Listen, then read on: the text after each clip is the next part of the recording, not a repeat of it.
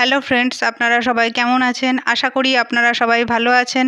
আমিও ভালো আছি। আজকে আবার একটা নতুন রেসিপি নিয়ে আপনাদের সামনে চলে এসেছি। আজকে আমি বানাবো জ্যান্ত কাতলা মাছের ঝোল। তার জন্য আমি এখানে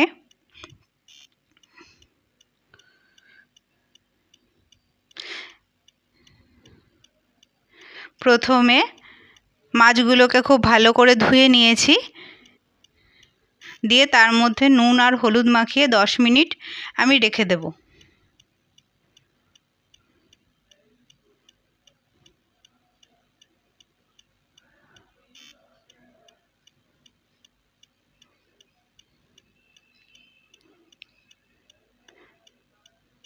এবার আমি গ্যাসটা ধরিয়ে নিয়েছি, কড়াই বসিয়ে দিয়েছি। কড়াইয়ের মধ্যে তেল দিয়ে দেব। তেলটা গরম হয়ে গেলে পরে মাছগুলোকে আমি ভালো করে ভেজে নেব।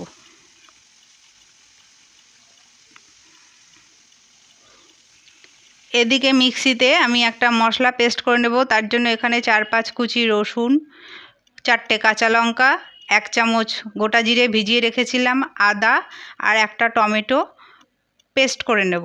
পেস্টটা হয়ে গেছে। এবার আমি মাছগুলোকে উল্টে দেব।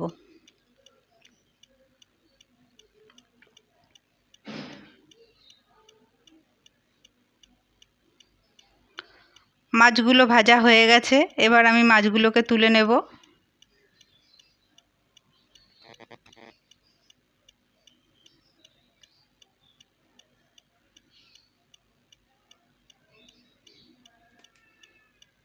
এবার আমি কড়াইয়ের মধ্যে দিয়ে দেব হাফ শুকনো লঙ্কা আর সামান্য একটু গোটা জিরে ফোড়নে।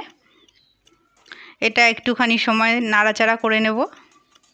এরপর যে মিক্সির মশলার পেস্টটা আমি বানিয়ে রেখেছিলাম সেটা আমি দিয়ে দেব।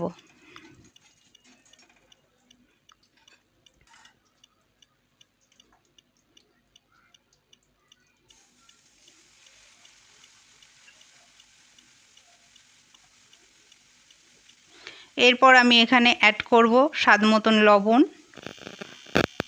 হাফ চামচের মতন ধনে গুঁড়ো আর হাফ চামচ কাশ্মীরি লঙ্কার গুঁড়ো।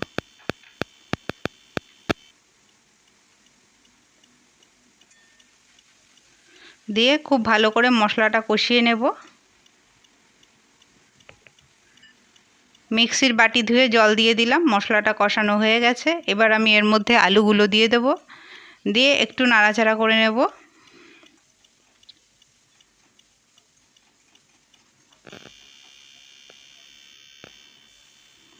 এবার আমি সেদ্ধ হওয়ার জন্য পরিমাণ মতন জল দিয়ে 5 মিনিট ঢাকা দিয়ে সেদ্ধ হতে দেব।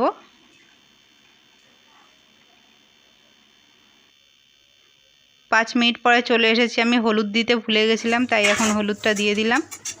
এবার আমি এখানে ভাজা মাছগুলো দিয়ে দেব।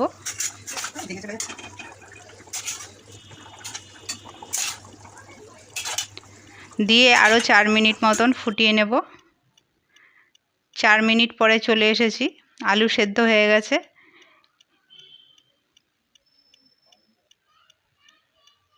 এবার উপর থেকে ধনেপাতা কুচি ছড়িয়ে দেব। দিয়ে গ্যাসটা বন্ধ করে 2 মিনিটের জন্য আমি রেখে দেব। তাহলে তৈরি হয়ে যাবে কাতলা মাছের ঝোল। একদম সিম্পল। আপনারা একবার ট্রাই করে দেখবেন। ভিডিওটা ভালো লাগলে একটা লাইক করে দেবেন।